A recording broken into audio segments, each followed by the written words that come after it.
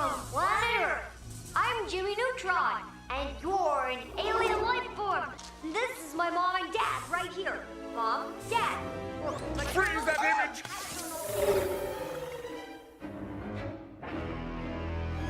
They look delicious. Yeah, I'm pretty sure Carl would agree with you on that.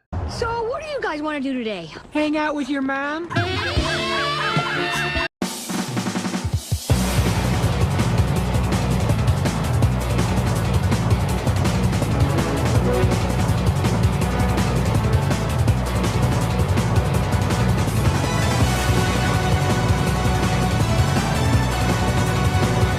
We're gonna have fun with this thing.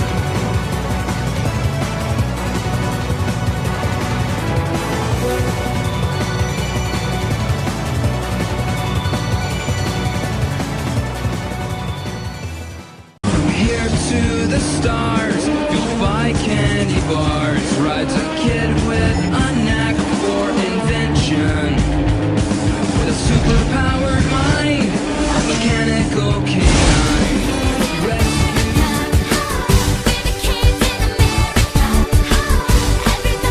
Before even knowing Cartoon Network or the Disney Channel even existed, I was in the 90s Nickelodeon cartoon crowd. Shows like Rocko's Modern Life, Angry Beavers, Cat Dog, Wild Thornberrys, and Hey Arnold still hold a place in my heart. But things started changing as the 90s were coming to an end. A network known for their creative and over-the-top 2D animated shows entered the dangerous territory known as 3D. This would be such a milestone that this cartoon was aired for the first time on the big screen. That of course being Jimmy Neutron, Boy Genius. The theatrical movie released in 2001 is how pretty much everyone was introduced to him, but believe it or not, this was not Jimmy's first appearance. In 1997, a 13-minute pilot was made titled Runaway Rocket Boy, as this was the title of the draft for the character. I don't actually know if this pilot was released publicly at the time, but John A. Davis, the director, sent it to Nickelodeon to see if it'd be worth the time and effort to possibly get this character on the big screen. And, as you may have figured, they seem to have enjoyed it. After the movie came out, it was turned into a whole series that lasted 3 seasons, had additional 1-hour movie specials, 3 different crossovers with the Fairly Odd Parents. There was even a Universal Studios ride that had you in the seats of one of his dysfunctional rockets to chase after Ooblar. You crashed through and interrupt other classic Nickelodeon shows. It was the greatest Nicktoons crossover ever made. Then it got replaced with the Minions. Yes, I know we are now in a time where kids and even teens very likely won't know what most of these cartoons are, and they had to keep up with the times. But it still hurt me in the nostalgia knowing it was down and replaced. Kind of like what's going on with the Jurassic Park ride right now. Oh, jeez. Why can't I ever go a video without bringing up Jurassic Park? Good lord. Anyway, back on track. I know the movie is the main reason why this video exists, but I think it'd be kind of fun to talk about this 13-minute pilot with you guys, since I'm willing to guess not a lot of people know about it. So why don't we take a quick look at episode 0 of Jimmy Neutron, Runaway Rocket Boy.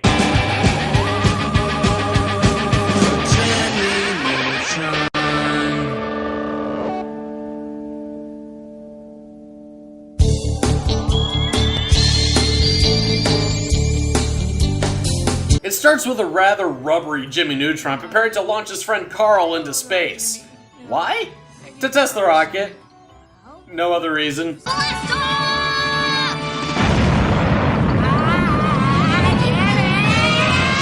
This does not make a super extra rubbery Mama Neutron very happy. Here, she doesn't have a name, but it'll eventually be Judy. And if you're familiar with the movie, you may notice some deja vu with some of these lines. How many times have we told you not to launch your friends off the roof? Probably 9. Exactly 9. Exactly 9. And what about Carl? Where is his brain right now? Just exiting lower atmosphere, entering the stratosphere. What kind of place is that for a 10-year-old? Water vapor and solar radiation combining to create stratus, nimbus, and cumulus. Yeah, okay, we get it. You read a book or two.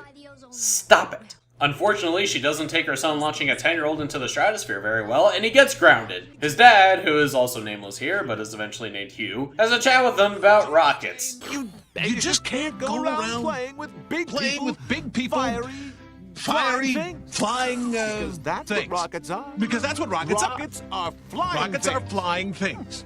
Well, I I hope hope this this talk has helped. With the mindset that his parents are being unfair, even though he, you know, launched a kid into space, he decides to run away in his rocket boy. Look, I tried, okay? Heading into space himself, he gets abducted by a chicken rocket ship run by a couple of literal eggheads. They try holding him hostage, but luckily his robot dog Goddard is there to kick their asses with a spoon. Look, they only have 13 minutes. He escapes and gets back home, coming to the conclusion that running away from home is never the answer. He learns to cherish the friends that he's accompanied in this wild game we call life. Through his errors, we can see through him to never take life for granted. To never risk somebody else's life for the benefit of your own. And most important, to never, ever launch a kid into space.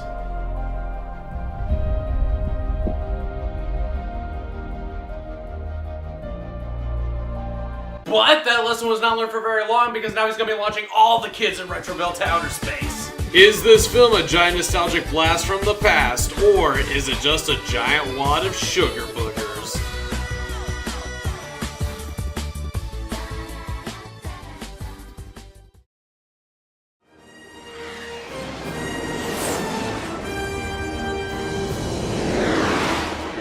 Originator to Delta Group. Anticipate visual contact now. Holy cowpie! Alrighty then. We start off with Jimmy Neutron and Carl Weezer launching into space. Wow, they did not waste any time with that. Jimmy wants to get in contact with alien life forms, so he made a tracking device out of a toaster. They get rocket troubles though, and don't quite make it high enough for the toaster to reach out of orbit. This starts what becomes a trend throughout the show known as a brain blast. One thing.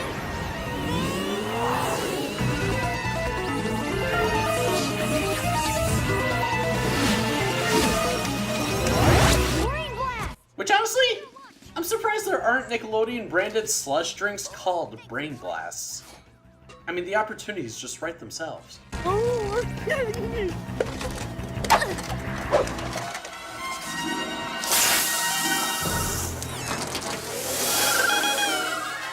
But Jimmy still needs to go back home and get ready for school.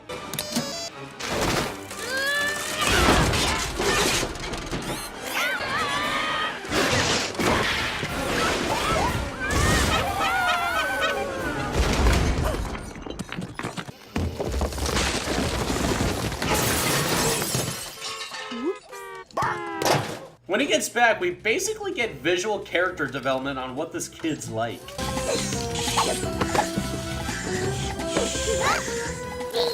Activate him.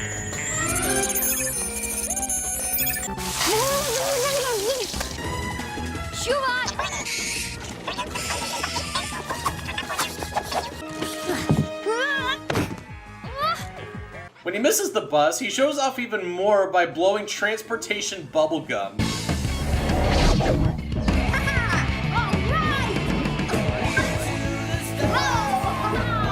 Even though it's shown later his backpack is also a jetpack, so you question why didn't he just use that?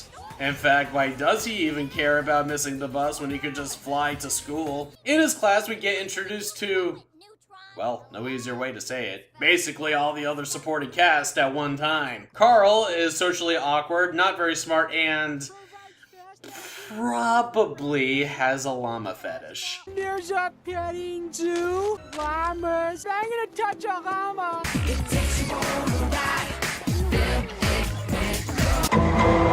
Cindy Vortex here is Jimmy's brain rival, always ridicules how short Jimmy and his brain is. I'll be happy to demonstrate how boy dinosaurs got their butts kicked by girl dinosaurs on a regular basis. Excuse me, but the mandible crest of Cindy's alleged plesiosaur is actually that of a male megalosaur as defined by last week's World Congress of Paleontologists. Those findings were inconclusive and you know it, Neutron. Help me, I'm so tiny, just like Jimmy's brain.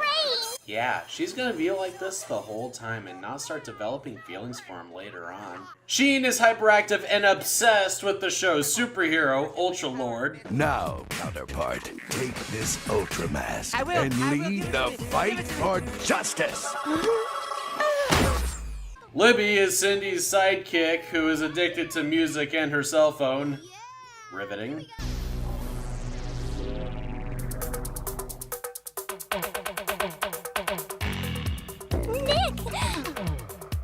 And lastly, there's Nick, the too cool for school kid.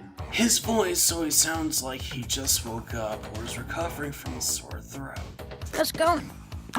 You know, I don't really do show and tell. He's so cool he forges his mom's handwriting on a late note. The moment he hears a pencil drop, he knows it's a girl's pencil. Oops. Did you drop this? He even grinds on the sidewalk with a skateboard.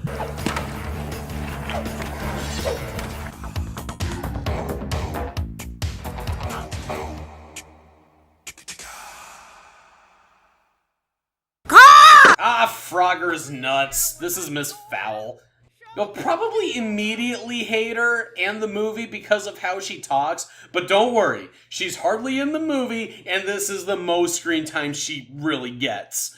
So you're spared for pretty much the rest of the movie once the scene ends. Another one of your interesting show and tell. What are you trying? Fly cycle modifications for Goddard. Second prototype. Oh boy, is this gonna be Clever Men in Black Flying Saucers foreshadowing? Or we gonna go forgettable, unrelated, random Lost World gymnastics foreshadowing? Guess we'll find out in an hour of movie time. So the big deal of current times is a new theme park named Retroland is having a grand opening, but it's a school night, and therefore challenging to convince the parents to let them go. So Jimmy tries bribing Judy to let him go. Whatever will I do with these lovely pearls and priceless earrings? Please, may I go to Retroland tonight? No, it's a school night. I'm sure there must be something else in here to change your mind.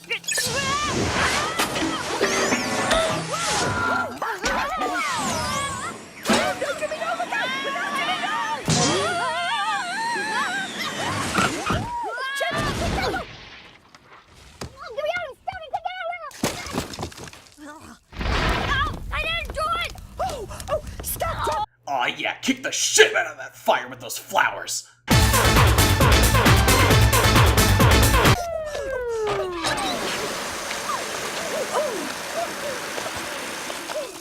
Okay, Jimmy. That's the last straw. Oh, okay, so making the whole chimney collapse and crush Hugh's car is fine, but setting a very small flame on a curtain is the last straw. Gotcha. He gets grounded as we cut to the toaster.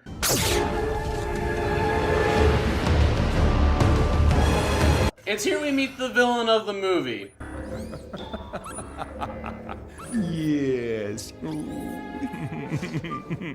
The king, he loves his little off guard. Yes, he does. King Goobot, played by Patrick Stewart, whom I gotta say is a pretty cool villain. He sounds very sophisticated and never really goes over the top. No. Oh, please, brother. I said no. Oh, please, oh, please, oh, please, oh, please. I would love for that to stop. He's mostly a calm speaker, making him kind of unpredictable.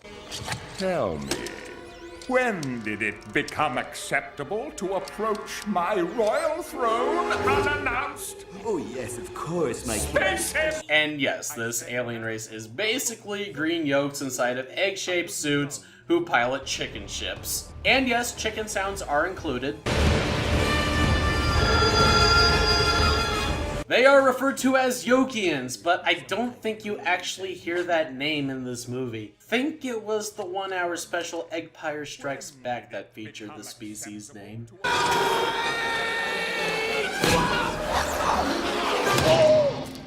I missed it. Good lord, then there's his right-hand yoke, Ooblar. I gotta say, pretty frickin' annoying. Hello! What galaxy are you from? He is loud, obnoxious, and a little too opposite from Goobot. I swear, at least 95% of his dialogue includes yelling his lines. Within the toaster, Jimmy includes the dumbest thing he has and will ever do in this movie. The coordinates to Earth. The search is over! I dare even say probably the dumbest thing since bringing a T-Rex to San Diego. Him, Carl, and Sheen meet up at Retroland, and believe it or not, this took me a couple of viewings to realize this montage of them on the rides is actually foreshadowing something that will be happening later. And I'll say it, this is very clever foreshadowing, if it took more than one viewing to notice. This is way beyond awesome! Just think! Hey Nick, careful dude, you being upside down for that long may cause you to go extremely lightheaded with all that blood that's rushing to your head. Wait a minute, how does this roller coaster even work? Judy and Hugh try checking on Jimmy, and Goddard secretly tries acting like him. Are you awake, dear? Yes, Mother, I am awake. Well, we're pretty stupid, so we're gonna continue talking. But while she tries apologizing, we get interrupted by the squadron of Denny's omelets invading Earth and abducting all the parents of Retroville. I guess everyone at Retroland either had their eyes closed or were looking at the ground the whole time, because no one noticed this happening, including our underdog trio. Actually, hold up. Cindy and Libby didn't even go to Retroland. And they're at Cindy's house, presumably having a sleepover. How do they not hear or see anything? Guess that karate and purple flirt combo really knocks you out, and Libby sleeps with her music blasting as loud as possible. Anyway, the guys do catch a small glimpse of one of the ships, but it's too far away, and mistake it for a shooting star. And I gotta admit, it's a nice polished detail to have the ship make its chicken sound very faint in the background. Hey, a shooting star! Cool! You get to make a wish! So they ironically wish for their parents to be gone, and coincidentally, Jimmy wakes up to find a note on the fridge. And no joke, this moment makes me cringe a lot more than him showing Earth's coordinates. Dear son/daughter, we have gone to Florida for an extended vacation. Of your parents. He doesn't catch on that the note is fake. And to make the situation even dumber, every other kid got the exact same note and Jimmy still doesn't get it. Come on, Turdtron! This should be over easy for you to figure out.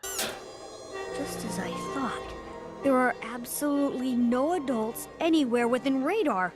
Then it makes you wonder who was operating all the rides at Retroland the night before, presumably adults who are probably also parents, but I mean, I don't know. We get a second montage of them essentially ripping apart Retroville by stealing food, wasting water and electricity, and littering. But it doesn't take long for them to realize it's not all fun and games. Yeah, not kidding here. After one night, Jimmy realizes what a bad idea this all was. What kind of parents take off and leave their kid? I'm sorry, what did you just say 2 nights ago? I know what I'd wish for. I'd wish for no more parents.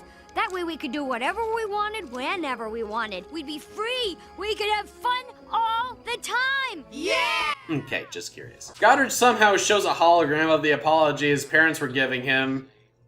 Guess he had a camera on him that could see through thick blankets. But as he watches, he now gets an epiphany. Good night, Jimmy. Sweet dreams.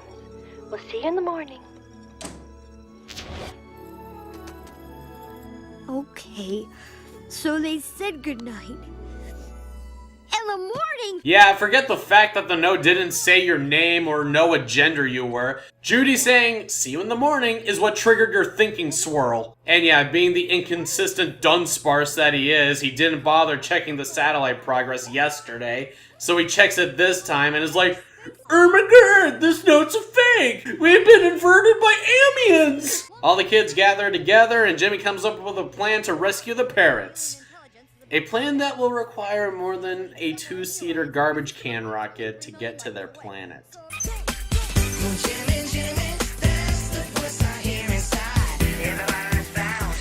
They are going to use the rides from Retroland as rocket ships to get to the Yokians' planet. If you haven't seen this movie before, Can I just let it sink in your mind on how awesome that sounds? Well, you don't have to think about it for long because they are ready and counting down. Watch your headphones because we are raising that volume and boosting that bass as we see the most badass scene that has ever been featured in the Nickelodeon name. Remember to keep your hands and arms inside the vehicles at all times.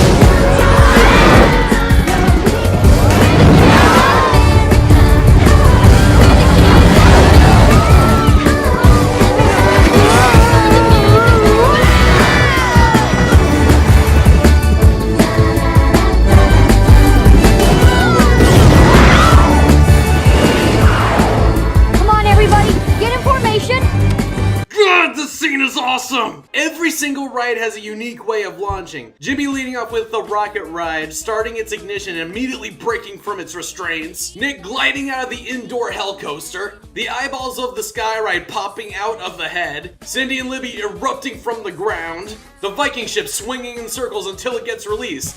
And as the swing ride in the background slowly takes off. The Serpent roller coaster building momentum, then starting its launch at the most leveled section, then blasting off as it goes up a deconstructed hill. One of the support beams of the Ferris wheel dropping and the other winding it back and throwing it. The octopus ride slowly raising from its platform as the Ferris wheel continues its launch behind it. Carl's butterfly ride throwing him out of the circle and it not launching properly. The camel car from the Egyptian coaster gracefully taking off. And finally this kid getting his ride hit upwards by a giant hammer and his ignition starting off just as he's about to fall back down. Also, we see this Arabian attraction cruising through the sky. And then comes the most epic visual of the sequence. All the rides and attractions in one frame. Well, except for Carl's. There we go. The song Kids in America by No Secrets is the perfect song to put over this sequence. In fact, I've heard a lot of versions of this song, and none of them are as good as this one. No Secrets may not have been the first group that made this song, but they definitely perfected it. To absolutely nitpick this scene, I wish we could see every single attraction / ride launch. Like, we never see Sheen's ride launch, even though his looks the coolest. And we never see the burger stand launch. But hey, that's still 13 rides out of 15 we see launch. In fact, this is the reason why I wanted to review this movie. To show off this scene in the best quality possible, but making it fall under fair use. Because if you search the scene on YouTube, you probably either won't find it, or it'll be in okay at best quality. And if you guys like what you see here, I want you to buy this movie and experience the scene for yourselves, without me gushing all over it. Okay, so all the rockets make their way to the danger zone. But the last time Jimmy tried this, he couldn't make it past the atmosphere. Is it, baby? Engaging both rockets? Now!